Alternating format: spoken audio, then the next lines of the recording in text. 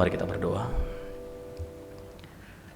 Kami mohon kasih anugerah Tuhan tetap ada dalam kehidupan kami, sehingga setiap kami punya hati yang mau diubahkan oleh Tuhan. Berikan kami hati-Mu yang berbelas kasihan bagi orang lain juga. Berikan hati-Mu Tuhan untuk kami terus boleh mengasihi orang-orang yang mungkin saja sulit kami kasihi. Berkati kebenaran firman Tuhan pada pagi hari ini. Hamba-Mu yang menyampaikan dan juga jemaat Tuhan yang boleh mendengarkan. Kasih anugerah Tuhan hadir dalam setiap kami. Di dalam nama Tuhan Yesus Kristus kami naikkan syukur kami. Amin. Silakan duduk kembali. Tes.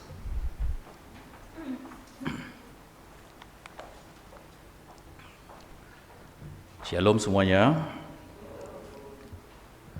Ya, kita akan merenungkan firman Tuhan dari Lukas 13.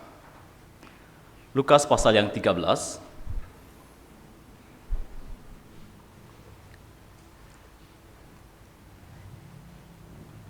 Lukas pasal yang ke-13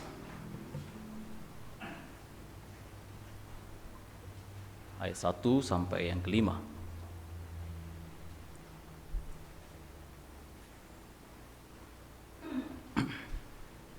Kita baca bersama-sama. 1, 2, 3. Pada waktu itu datanglah kepada Yesus beberapa orang membawa kabar tentang orang-orang Galilea yang darahnya dicampurkan Pilatus dengan darah korban yang mereka persembahkan. Yesus menjawab mereka, "Sangkamu orang-orang Galilea ini lebih besar dosanya daripada dosa semua orang Galilea yang lain, karena mereka mengalami nasib itu? Tidak, kataku kepadamu. Tetapi jikalau kamu tidak bertobat, kamu semua akan binasa atas cara demikian. Atau sangkamu ke-18 orang yang mati ditimpah menara Siloam lebih besar kesalahannya daripada kesalahan semua orang lain yang diam di Yerusalem? Tidak, kataku kepadamu. Tetapi jikalau kamu tidak bertobat, kamu semua akan binasa atas cara demikian." Pada pagi hari ini kita membahas tema repentance, ya, pertobatan. Bapak Ibu yang terkasih, seberapa bosan kita dengan kalimat bertobatlah, berubahlah, bertobatlah. Ayo kembali kepada Tuhan dan miliki waktu teduh dengan baik. Seberapa saudara bosan saya menyampaikan berita ini di mimbar ini, atau mengingatkan melalui WA ataupun telepon? Seberapa bosan kita? Bertobatlah, berubahlah, ayo dekat dengan Tuhan. Seberapa bosan kita dengar berita ini? Saudara bosan? Bosan? Bosan? Bosan enggak? Bosan lah ya. Saudara bosan? Saya juga. Saudara mau saya tidak lagi mau menegur melalui mimbar ini? Saya juga mau. Saudara mau bebas dengan apa yang saudara anggap ini hidup saudara? Saya pun mau bebas seperti saudara. Saudara mau mimbar ini selalu berbicara tentang kasih besar, bicara tentang berkat Tuhan dan hal-hal yang menyenangkan telinga? Saya juga mau bicara tentang hal itu, supaya tidak dibenci oleh jemaatku sendiri. Siapa yang tidak mau bicara tentang hal itu? Yang menyenangkan hati, yang menggairahkan jiwa. Pleasure. Siapa yang tidak mau? Kalau kemudian kita sama-sama mau, Pak Henry sepakat. Pak Henry juga mau kok begitu. Kenapa kita nggak ubah aja temanya hari ini? Jangan bicara tentang pertobatan lah. Bicara tentang berkat. Kalau tabur berkat, banyak Tuhan akan kasih luar biasa. Tuhan akan pelihara kesehatan kita. Nggak ada yang kena sakit corona dan macam-macam. Kenapa kita nggak sama-sama rubah saja ini gereja, kemudian bicara tentang itu terus? Masalahnya bukan saya mau dan saudara mau, melainkan apakah Tuhan mau hal demikian disampaikan dalam mimbar-mimbar gereja.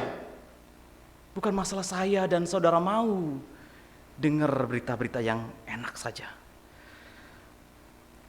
Apakah Tuhan mau? Lalu siapa yang kita turuti hari ini? Nafsu kedagingan kita? Atau Roh Kudus yang terus berbisik untuk kita bertobat dan melakukan kehendak Tuhan? Saudara mau? Mau, saya juga mau. Dalam hal yang menyenangkan hati. Gak perlu berubah. Berubah itu membuat sesuatu yang sulit banget dalam kehidupan kita. Disiplin rohani itu begitu rasa-rasanya berat sekali. Tetapi firman Tuhan katakan, jikalau kamu tidak bertobat, kamu semua akan binasa atas cara demikian. Dan Injil Yohanes 6 ayat 60 berkata, sesudah mendengar semuanya itu banyak dan murid-murid Yesus berkata begitu. Perkataan ini keras, siapakah yang sanggup mendengarnya? Perkataan ini keras, siapakah yang sanggup mendengarnya? Dari mulut siapakah perkataan keras ini? Apakah perkataan dari seorang yang gak punya hikmat? Apakah seorang yang gak punya empati begitu? Apakah dari perkataan orang yang kasar? Apakah orang yang hanya bicara menghakimi terus menerus? Karena akhirnya para hamba Tuhan gak berani bicara tentang menghakimi dan kemudian bilang bertobatlah. Ya wis, main aman semua. Kalau kita gak bertobat, semua akan binasa. Perkataan siapa itu? Ini adalah perkataan dari seorang anak manusia yang sempurna sekaligus Tuhan, si pencipta dan Tuhan yang turun menjadi manusia. Lahir, bertumbuh, dan mati di kayu salib untuk menebus dosa manusia, seorang yang penuh dengan kasih, yang lemah lembut, yaitu Yesus Kristus, yang mengatakan perkataan keras itu, bertobatlah, karena kerajaan Allah sudah dekat. Bertobatlah, kalau tidak bertobat binasa. Perkataan ini adalah perkataan dari seorang yang penuh dengan kasih, yaitu Yesus Kristus. Jadi bukan perkataan orang-orang yang gak punya pikiran atau punya empati. Empati dong, masa sih gak punya empati? Simpati dong, jangan menghakimi terus. Bapak Ibu yang terkasih, jemaat yang terkasih dalam Tuhan, seorang bapak yang baik, seorang orang tua yang baik akan cepat-cepat berteriak ketika anak-anaknya itu akan tertabrak mobil. Awas! Atau dia menarik cepat-cepat. Seorang ibu akan menarik anaknya yang dikasihi ketika ia mau jatuh dalam lumpur. Ya, cepat-cepat. Tidak nasihatin, nak, nanti jatuh. Ya wis jatuh sudah, ya. Seorang yang baik akan berteriak-teriak, kebakaran, api ketika ada kebakaran. Dan kalau ada orang di dalamnya, ada orang yang dikasihi, maka kemudian datang ke orang itu, lalu kemudian orang itu lagi tertidur ternyata. Apa yang dilakukan? Baik-baik ya tidurnya, nanti kalau sudah habis semua baru saya bangunin. Habislah. Urgensi. Maka ketika ada kebakaran, ada orang yang kita kasihi, ya sahabat kita, keluarga kita, atau mungkin orang lain begitu, kita akan berkata, bangun cepat. Kalau dia nggak bangun, tonjok cepat, ya, siram, supaya apa? Dia bangun dan kemudian dia keluar dan memperoleh keselamatan di dalamnya. Namun langkah ironisnya, jika teman kita yang kita bangunin itu berkata, kamu telah mengganggu tidurku, Henry. Kamu mengganggu zona nyamanku, aku lagi bobo cantik siang ini, kenapa kamu bangunin? Kamu mengusik hobiku, kamu mengusik sesuatu yang saya senangi. Kenapa harus disiplin rohani? Kenapa saya harus bertobat? Ironis bukan? Kalau teman itu menjadi marah, dan betapa bodohnya kita akan berkata, bodoh, kok usah, biarin aja, mati dia. Tapi nggak begitu kan? Kita akan tetap melakukan itu kepada orang yang kita kasihi. Berapapun saudara bosan, saya akan tetap lakukan hal itu. Karena bukan berdasarkan tentang perasaanku, tapi berdasarkan firman Tuhan katakan itu. Serukan pertobatan. Seruan pertobatan terus dikumandangkan terus-menerus, dan ini adalah berita Injil yang otentik dan sejati. Berita Injil bukan hanya melulu tentang kasih dan berkat Tuhan. Kabar baiknya adalah memang bahwa pertobatan sejati akan membawa kepada keselamatan. Itu. Di dalam Markus 1 ayat 5, berita itu harus dikumandangkan. Repent and believe the gospel. Bertobatlah, lalu percaya pada Kristus. Seperti dua sisi mata uang. Berbalik kepada Yesus dan bertobat tiap-tiap hari akan dosamu. Itu tidak bisa dilepaskan. Percaya pada Kristus sebagai pengampunan dosamu dan bertobatlah tiap-tiap hari. Apa yang rasul-rasul beritakan? Markus 6 ayat 12. Lalu pergilah mereka memberitakan bahwa orang harus bertobat. Apa yang Yesus perintahkan kepada murid-muridnya sebelum ia naik ke surga? Lukas 24 ayat 47. Dan lagi, dalam namanya berita tentang pertobatan dan pengampunan dosa harus disampaikan kepada segala bangsa mulai dari Yerusalem. Pertobatan. Apa kesimpulan dari khotbah Petrus? Dan menjawab orang-orang yang bertanya ketika Petrus berkhotbah. Orang-orang banyak itu berkata, apakah yang harus kami perbuat, saudara-saudara? Rasul Petrus tidak mengatakan, mari beri persembahan yang banyak. Tidak. Petrus tidak berkata pelayanan. Tidak. Tapi Petrus berkata, bertobatlah. Kisah para Rasul 2 ayat 38. Bertobatlah dan hendaklah dirimu dibaptis dalam nama Yesus untuk pengampunan dosamu, maka kamu akan menerima karunia Roh Kudus. Ini kelanjutan, yaitu melayani dalam karunia Roh Kudus. Karena saya dapati bahwa banyak pelayan-pelayan Tuhan tidak bertobat. Banyak para aktivis tidak memiliki waktu teduh baik di hadapan Tuhan. Mereka bisa melayani secara aktif di gereja, tapi tidak mengalami pertobatan di hadapan Tuhan. Ngeri. Maka Rasul Petrus mengatakan, bertobatlah dan hendaklah dirimu dibaptis, maka karunia Roh Kudus akan menyertaimu, baru melayani. Tapi karena hari ini, karena kita kurang orang, ayo Jo, melayani saja, nggak usah bertobat juga nggak apa-apa. Tak boleh begitu. Nggak boleh. Maka kenapa pelayanan akhirnya jadi hancur? Karena dipenuhi orang-orang yang nggak bertobat. Orang-orang yang terus mau main-main dalam anugerah Tuhan. Ngeri gereja. Cuman rame-rame saja. Rasul Paulus bersaksi kepada orang-orang dalam Kisah Para Rasul 20 ayat 1. Aku senantiasa bersaksi kepada orang Yahudi dan orang-orang Yunani supaya mereka bertobat kepada Allah dan percaya kepada Yesus, Tuhan kita, kepada Tuhan kita Yesus Kristus. Dari PL sampai PB, Bapak Ibu baca Gema ya, Yeremia itu seruannya adalah pertobatan. Sampai dia kemudian diancam, dia tetap menyerukan pertobatan. Bertobat, bertobat. Lalu kita pikir, ya kan kita udah di gereja, ngapain juga bertobat? Kan bertobatnya orang lain tuh ya. Lalu untuk siapa berita pertobatan ini? Siapa yang perlu bertobat? Karena kita merasa cukup baik kok. Mungkin berita ini cocok buat A atau si B. Wah sayang dia nggak datang hari ini. Harusnya dia datang tuh, dia bertobat. Atau si C. Dan saya tuh hamba Tuhan. Saya baca Alkitab banyak loh, ya lebih daripada kalian. Saya tuh majelis, saya tuh sudah pelayanan, saya tuh senior. Jadi bukan untuk kita pertobatan. Mereka lah yang perlu bertobat. Begitu? Begitu?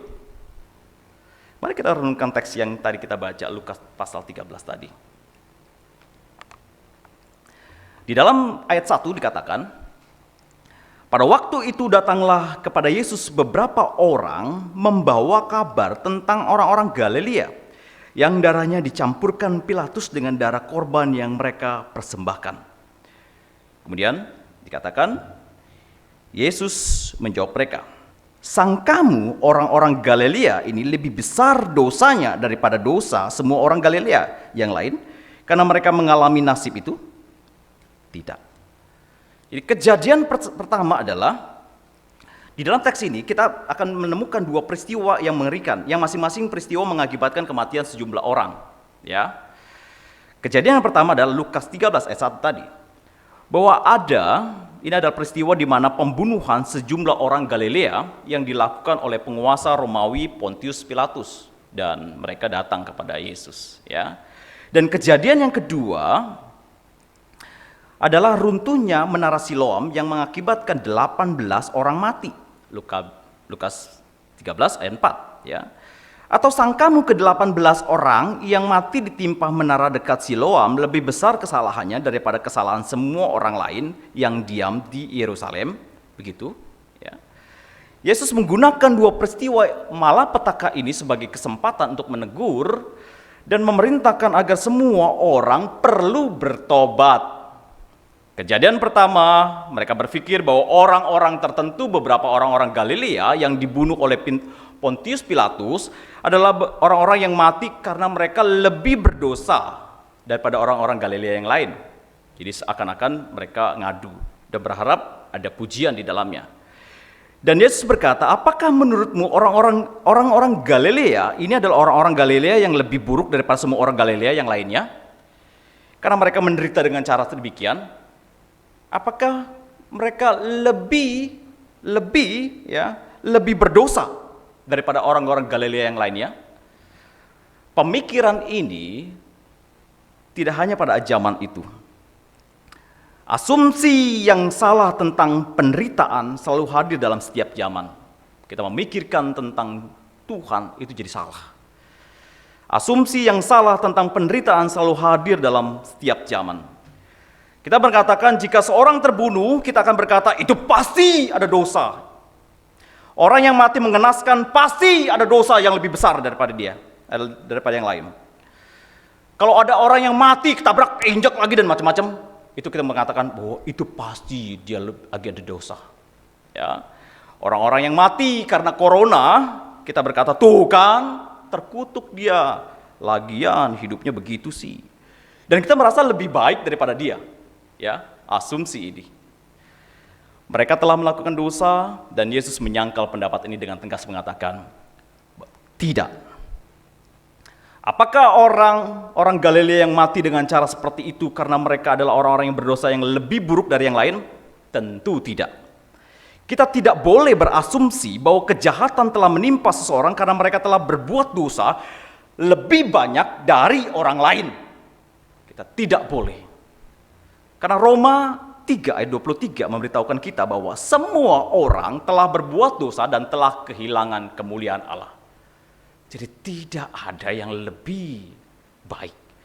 Setiap kita berdosa di hadapan Tuhan. Semua orang telah berbuat dosa dan dengan demikian menentang hukum Allah. Semua kita pantas mati. Tidak ada merasa bahwa aku lebih baik. Tidak, kau pantas juga mati.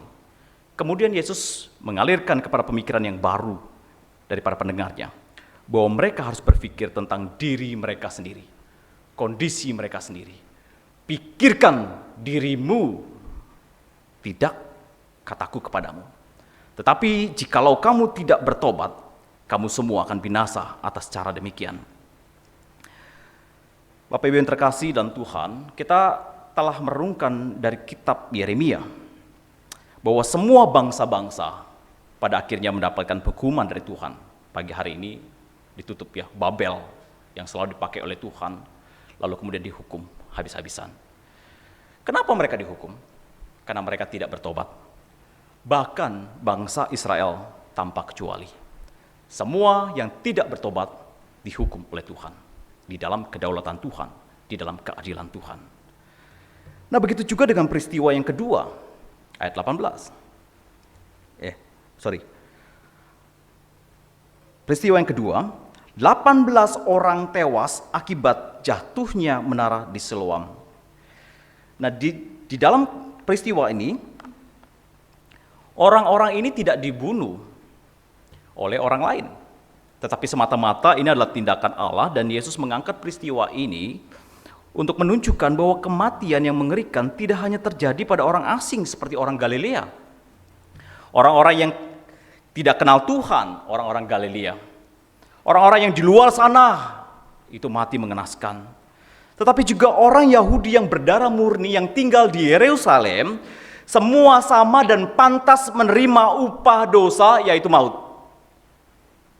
Sekali lagi Tuhan menjawab ayat 5, tidak kataku kepadamu, tetapi jikalau kamu tidak bertobat, kamu semua akan binasa atas cara demikian.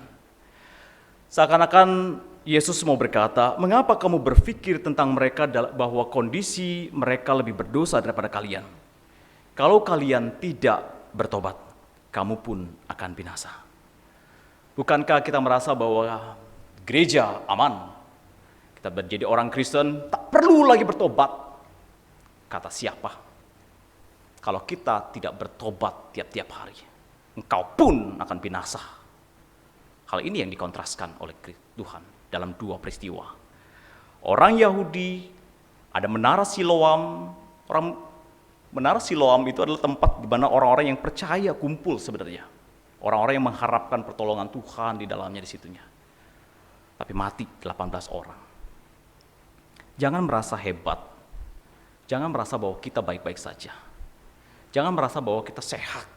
Tak perlu pertobatan. Jangan merasa bahwa kita punya uang, lalu kemudian kita bisa membeli surga. Jangan. Kalau engkau tidak bertobat, engkau akan binasa dengan cara demikian. Tuhan Yesus memberitahukan hanya dua pilihan, bertobat atau binasa. Dan secara mutlak, dan kita akan menjawab dengan tegas, kita harus bertobat. Di dalam katekismus, menyatakan pertobatan adalah menuju kepada anugerah yang menyelamatkan, di mana seorang pendosa sadar akan dosanya yang sebenarnya dan memahami akan belas kasihan Allah di dalam Kristus dengan kesedihan dan kebencian akan dosanya berbalik daripadanya kepada Tuhan dengan tujuan yang penuh dan berusaha mengejar dengan ketaatan baru. Jadi kalau kita mau simpulkan pertobatan, apa itu pertobatan? Kita sudah pernah bahas di KTB, ya. Saya simpulkan kembali. Yang pertama adalah kesadaran akan dosa. Semua dosa yang kita lakukan adalah dosa terhadap Tuhan. Kalau kita lakukan kebohongan, bukan hanya kebohongan kepada suami atau istri, tapi kepada Tuhan. Itu yang Yusuf lakukan ketika istrinya Potifar menggoda dia. Lalu dia berkata, apakah aku berdosa? Aku tidak mau berdosa di hadapan Tuhan. Paling tidak begitu. Bukan karena gak enak sama Potifar yang sudah baik. Kenapa hari ini kita kadang-kadang tidak sadar bahwa kadang-kadang kita tidak melakukan dosa itu bukan karena takut akan Tuhan, tapi karena gak enak, atau takut ketahuan, atau takut konsekuensi daripada dosa. Kita gak sadar bahwa dosa ini adalah berhadapan dengan Tuhan, bukan karena takut kehilangan, bukan takut kehilangan harta, bukan karena takut kehilangan anak dan sebagainya. Tapi aku berdosa, sebuah kesadaran bahwa aku berhadapan dengan Tuhan dan ini tidak menyenangkan hati Tuhan. Jangan berpikir bahwa kita adalah orang yang selalu menyenangkan semua orang, menjadi yang selalu baik dan merasa bahwa penderitaan itu adalah bukan bagianku. Kita merasa ini bukan bagianku. Ini orang sombong. Kalau hari ini kita berkata bahwa harusnya mereka yang jauh lebih jahat daripada aku harusnya tidak mengalami penderitaan ini. Ini orang sombong. Kenapa saya berkata orang sombong? Karena dia merasa bahwa dirinya baik-baik saja dan tak perlu adanya penderitaan. Terlalu sombong kita. Kalau kita sakit, itu adalah kedaulatan Tuhan dan Tuhan mengizinkan. Karena kita orang juga berdosa. Karena kita juga nggak baik. Jadi jangan sampai kita punya asumsi, berpikir terus, kalau engkau menderita, udah itu memang resikomu. Ya. Tapi kalau aku menderita, jangan dong. Kita terlalu sombong. Yang sedang mengatakan bahwa seharusnya mereka yang menderita, kalau saya mah jangan. Kalau saya mah nice person. Wow. Good person. Kita mungkin tidak melakukan dosa mencuri memang, namun dosa mencuri kemuliaan Tuhan sudah dosa. Kita mungkin tidak berdosa dalam iri hati, tapi kita berdosa dalam hal yang lain. Apakah kita good person? Apakah kita orang baik? Semua kita berdosa.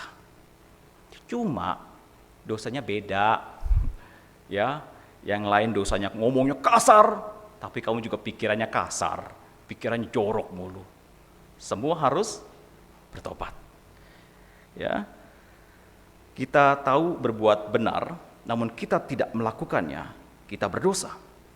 Kita merasa sudah melakukan ini dan itu, kemudian kita merasa layak untuk mendapatkan upah Tuhan. Itu sombong. Dan sombong itu pasti mendapatkan penghukuman daripada Tuhan. Seakan kita sudah mengutangi Tuhan. Jangan dong hukum saya. Jangan dong memberikan aku kesusahan. Itu sombong. Merasa bahwa sudah mengerjakan sesuatu dan Tuhan harus memenuhi keinginanku. Terlalu sombong kita. Standarnya apa? Makanya kalau ada orang yang bercermin kepada kaca yang salah, maka yang terjadi adalah hidupnya masih merasa baik-baik saja.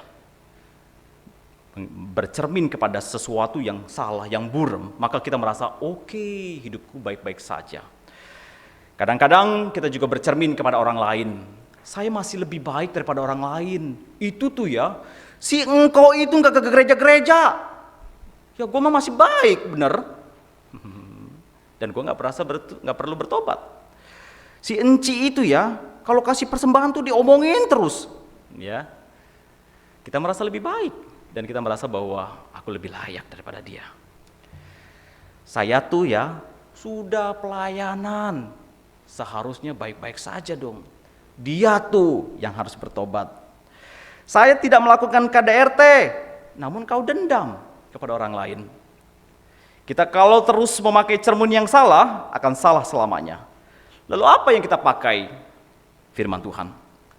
Self reflection yang benar. Standarnya firman Tuhan. Baru kita akan melihat betapa bobroknya kita. Penuh dengan muslihat. Penuh dengan tipu menipu. Dengan banyak alasan agar tetap dikatakan bahwa kita baik-baik saja. Kita memiliki rohani yang baik. Hati-hati, awareness, sadar bahwa kita adalah orang yang berdosa juga. Jangan berkaca kepada orang lain, atau jangan berkaca kepada istri, aku tuh lebih baik daripada kamu, tahu nggak? No, kita harus berkaca kepada firman Tuhan. Betapa bobroknya kita, betapa jijiknya kita. Yang kedua, sadari itu yang pertama. Yang kedua adalah penyesalan atas dosa. Bapak Ibu yang terkasih, penyesalan akan dosa itu diperlukan di dalam bagian pertobatan sejati. Kesedihan yang kita miliki dalam dosa, kita berdiam di dalam hati kita sehingga kita benar-benar menyesal telah berbuat dosa. Adakah kita menyesal ketika kita tidak menghormati Tuhan? Rasa berduka karena telah membuat Tuhan sedih hati, disitulah kita mendapatkan pengampunan daripada Tuhan. Ada orang yang tetap merasa tidak begitu berdosa dan tidak menyesali dosanya karena orang ini merasa bahwa aku lebih baik daripada orang lain tadi, ya. Aku lebih baik dari kamu. Jadi nyesalnya sedikit aja. Orang itu tidak akan mendapat pengampunan daripada Tuhan. Saudara, kalau kita sebagai orang tua yang terbatas kasihnya, kita kesel bukan lihat kelakuan dari anak kita, dia mencuri, ya. Misalnya Josia lah anak saya, dia mencuri, kemudian ketangkap basah, tapi malah dia mengelak mencuri dan mengatakan, saya curi cuma satu dong, Pi. Ngeselin ya, bukan minta maaf tapi cuma hanya berargumen, aku cuma satu, Dede tinggal 2, Dede curi 2, begitu, merasa oke? Nah, kita berdosa sama-sama. Dan kalau kita merasa bahwa aku tuh ya nggak main di pelacuran lah, atau aku nggak korupsi loh, aku lebih baik lah. Nyesel kalau ketika kita lakukan dosa apapun harusnya menyesal di hadapan Tuhan dan memohon belas kasihan Tuhan. Tidak ada yang boleh bermain-main dalam hal 1 dan 2, 3. Apakah Adam dan Hawa makan semua tuh pohon itu? Tidak. Baru gigit saja sudah jatuh di dalam dosa. 1 buah. Enggak semuanya, enggak serakah dia. 1 saja. Jangan bermain-main dalam hal dosa dan kita menganggap bahwa aku lebih baik, aku cuma makan 1. Orang lain 2, 3, 4. Aku lebih baik. Saat teduhku baik-baik saja, yang lain pada bolong-bolong saja. Tidak, kita pun adalah bagian orang yang berdosa. Dan tiap-tiap hari kita berdosa. Ketiga, pengakuan akan dosa. Mengaku dosa di hadapan Tuhan bahwa kita bersalah, tidak usah lihat kiri kanan untuk bela diri. Tuhan tahu kok bahwa kita bersalah atau tidak. Akuilah, jangan terus berusaha cari pembenaran diri. Jangan cari alasan. Saya tahu beberapa jemaat-jemaat Tuhan kadang-kadang saya temukan terlalu banyak menutupi kesalahan demi untuk membenarkan diri. Ngaku dosa di hadapan Tuhan. Jangan bermain-main terus. Yang keempat, penolakan akan dosa. Di dalam bahasa Ibrani, kata pertobatan berarti berbalik. Pertobatan adalah berbalik dari kehidupan yang terpisah dari Tuhan, ya, kemudian kembali kepada pertobatan kepada Tuhan. Pertobatan telah dikatakan adalah bahwa perubahan pikiran dan perubahan hati sedemikian rupa yang menyebabkan seorang membenci apa yang pernah dicintai dan mencintai apa yang pernah dia benci. Mengerti? Saya ulang ya. Seseorang yang bertobat adalah menyebabkan seseorang membenci apa yang pernah dicintai dan mencintai apa yang dia benci. Kalau dulu kita benci dengan firman Tuhan, maka seharusnya menjadi mengasihi firman Tuhan. Kalau kita menyukai dengan hal-hal yang berbau, hal-hal tidak kudus, maka berbalik mencintai hal yang kudus. Itu pertobatan. Ya, menolak akan dosa. Yang kelima, perubahan perilaku. Kalau kita sudah lakukan tadi, mengaku dosa, penolakan, balik lagi, kesadaran akan dosa, itu nggak selesai-selesai kita ya. Yang kelima adalah perubahan perilaku.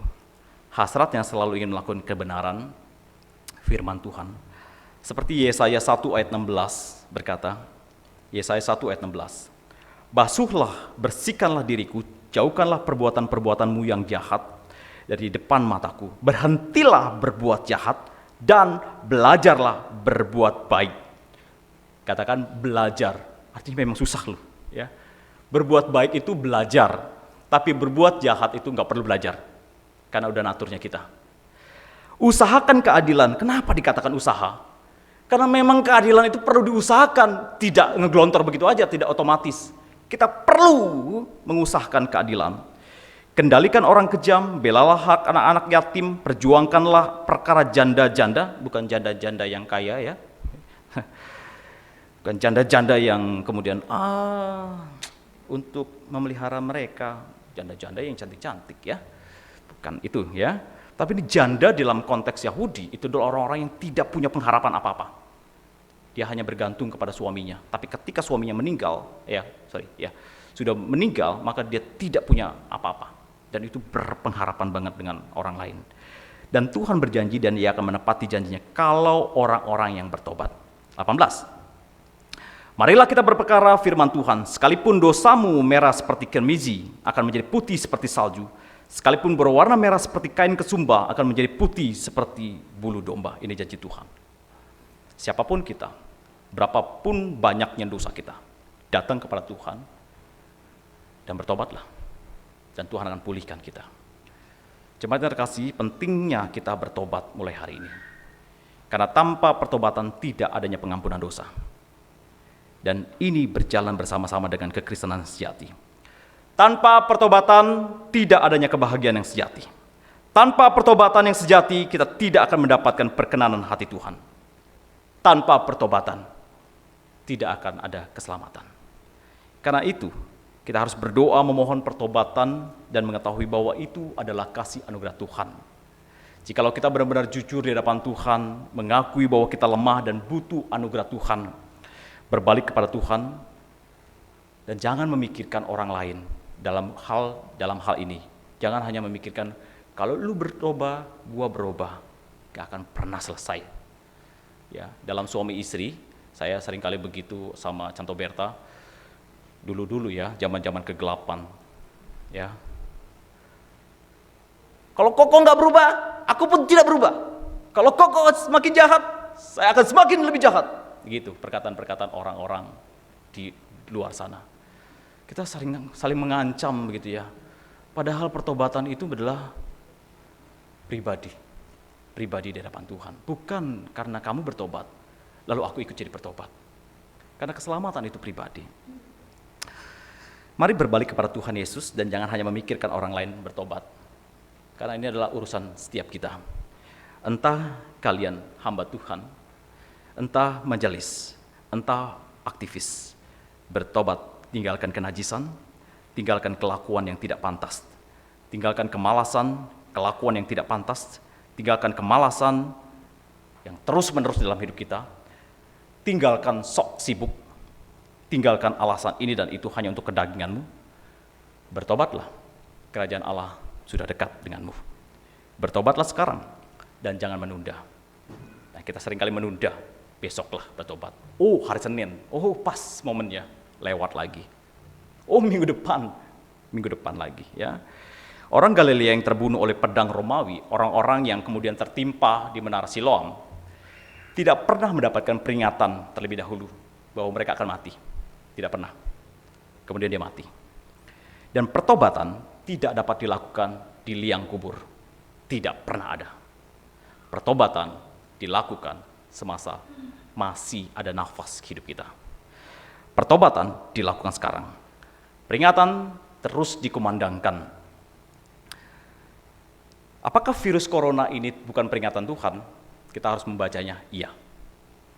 Tapi apakah kemudian hari ini kita ada bertobat? Tidak, santai. Dulu waktu virus coronanya sedang banyak-banyaknya, kita begitu takutnya. Tapi hari ini aman ya, Dok ya?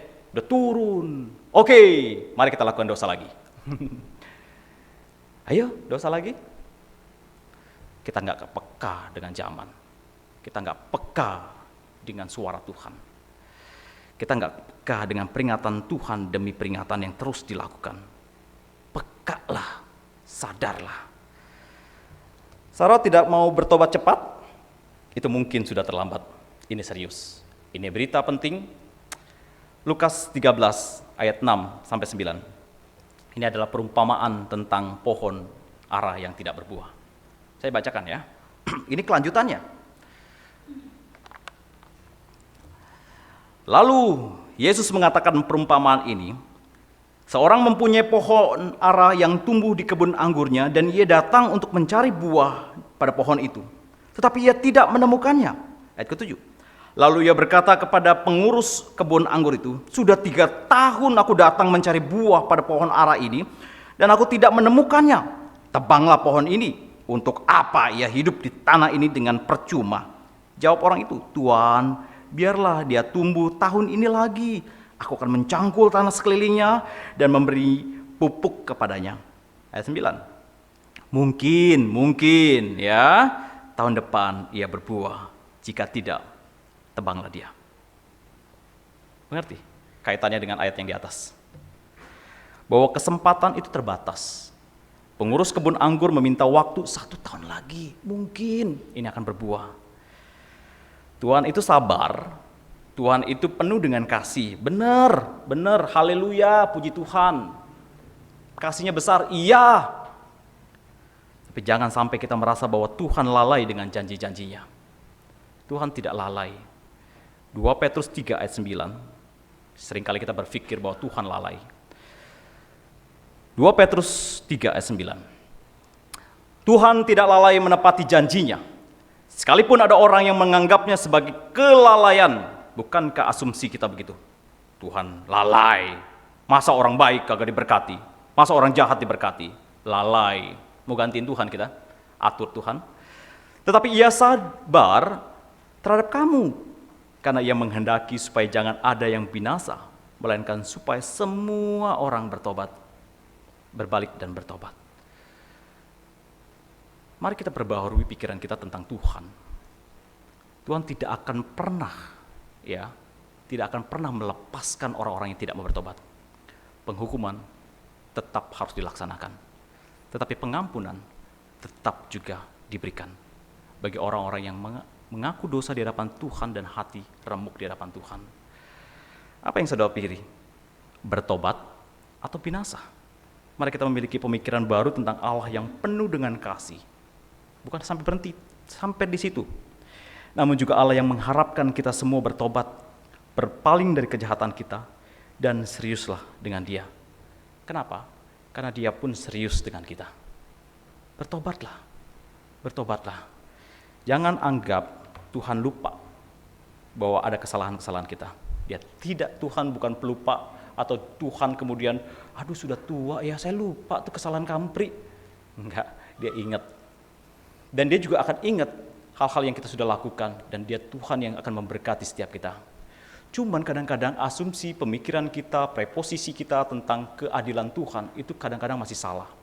Karena kita nggak pernah tahu itu orang kaya yang bobrok, yang jahat, masa hidupnya berakhirnya seperti apa.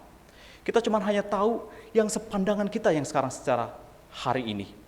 Tapi kita tidak pernah tahu bagaimana hari depannya dia, bagaimana tuanya dia, dan juga masa depan dalam kekekalannya. Kita nggak pernah tahu, tapi kadang-kadang kita iri hati dengan orang-orang yang selalu rasa-rasa, kok dia aman-aman saja. Lalu kita menunggu untuk tidak bertobat. Bertobatlah atau engkau binasa.